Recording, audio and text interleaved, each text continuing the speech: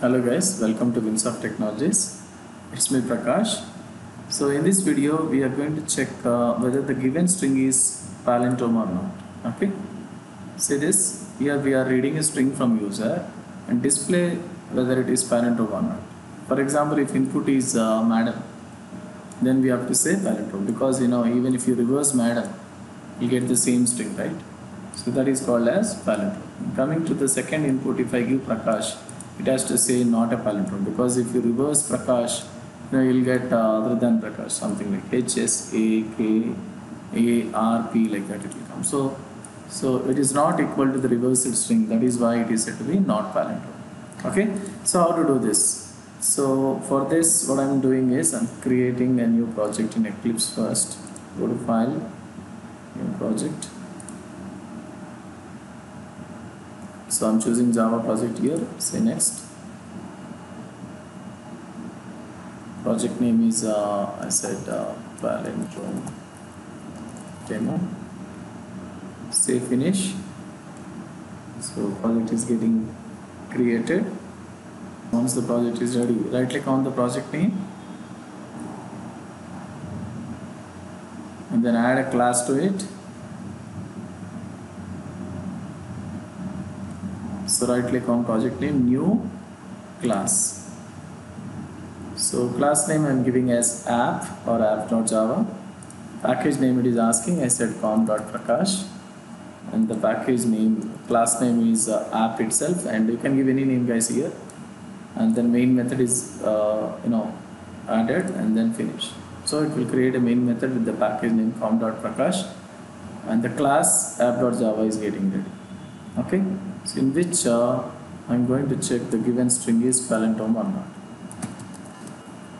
Check the given string is palindrome or not. Okay, there is a concept called palindrome number also guys. So I have already uploaded the video how to check the given number is palindrome or not. So please watch my previous videos for checking a number is palindrome or not. But this is a palindrome string guys. Okay, so we are taking two strings right now. String name1 and name2, two variables, and then let's ask the user for a string. So in order to accept values from user, so I'm importing scanner class, import java.util.scanner. Okay, now after that we need to create scanner class object, and then we'll ask the user for a string first, java.util.scanner. Okay, come here, save it. So let's ask the user for a string guys. Sysout, control space, and then we are asking user for a string here. So enter a string, we are reading it, and this string I am reading to a variable called name1. Okay, name1 is equal to yes dot next line. So since we are reading a string, we have to say next line. So scanner class object we need to create before this. So let's create scanner class object here. Scanner s is equal to new scanner of system dot. Okay, so scanner class object is ready. So now it will not show you any error. After reading this string, so what you need to do is you need to reverse the string name1 and store it in a name2. So in order to reverse a string, now we are reversing a string guys. Reversing a string. So I am reversing the above string into name2 itself. For that I am writing a for loop. For integer I is equal to name1 dot length. Okay. So length means it will go till the length, right? I mean 4 letters means if I go RAMA Rama 4, but we should go up to less than 4, up to 3. So that is the reason I said length minus 1 guys. Okay, and then I greater than or equal to 0. So I'm moving from backward direction so that length minus 1 to 0. That is the reason I greater than or equal to 0 I said, and I minus 1. So what I'm saying here, we need to add each and every character from the string called name1 into name2. So to add it to name2, what I'm saying is name2 is equal to, or name2 Okay, name2 plus is equal to, okay, what I'm saying, name1 dot character at ith position. We have a function called caret. Caret means character at which position. You need to specify the index. Actually I said I. So ith position means first it will give length minus one character and it will copy to name2. So like that, keep on adding each and every character name2. What it is showing? Showing some error. Let's look at the error.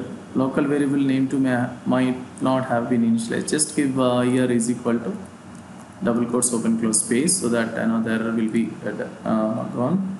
So it's ready now. So after reversing string, let us print it, guys, whether the string is reversed or not. For the sake of confirmation, I'm printing name2 as well.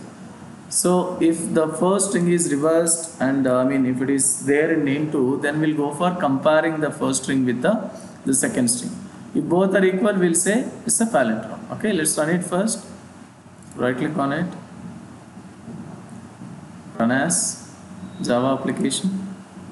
You can see in the bottom, it's executing. It's asking a string. I said RAMA, press enter. So you can see here name2 is printed AMAR reverse. It's printing from AMAR reverse. So perfect. So it's working. Now I can comment this line and I can write the remaining code, guys.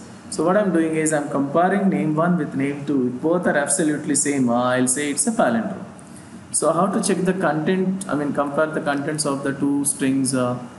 Text means you need to go for equals method. Name1 dot equals of name2. Okay.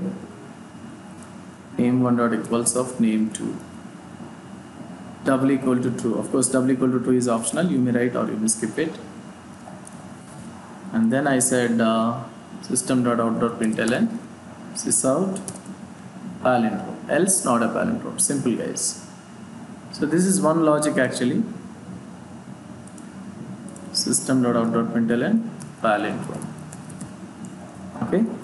So else I said sysout not a palindrome. Not a palindrome. Okay, save it. Let's run it again. This time we are not printing, rather we are checking. Okay, I said madam. What did you say? Palindrome. Perfect. Now let's run it again, and we'll give something like Prakash, not a palindrome. So perfect. So in this way we can write the code, guys. So what we have done so far, let's check it out. So this is where I have taken name1 and name2 variables. Name2 I initialized empty, double quotes open close, otherwise you will get a syntax error. That is the reason I have done it. And then I read a string into name1. After reading string into name1, I am going to reverse it. So the reverse way I'm copying each and every character from name1 into name2. So that's the reason I said I is equal to name1 dot length minus 1. Okay, suppose we have 4 letters, so it will be 3, 4 minus 1, 3. So it is starting from 3 index 2 greater than or equal to 0 up to 0. I minus 1. So we are copying each and every character from name1 dot character of I to name2. Plus equal to means we keep on concatenating that character to name2. So after copying all the letters in reverse direction to name2, we are simply comparing with name1 and name2. If both are equal means it returns true. So that I am saying it's a palindrome, otherwise not a palindrome. Okay, so in this way we can check the given string is palindrome or not, guys. This is one logic. Second logic I'll explain you in the next video. Okay, thank you guys. See you in the next video. Bye bye.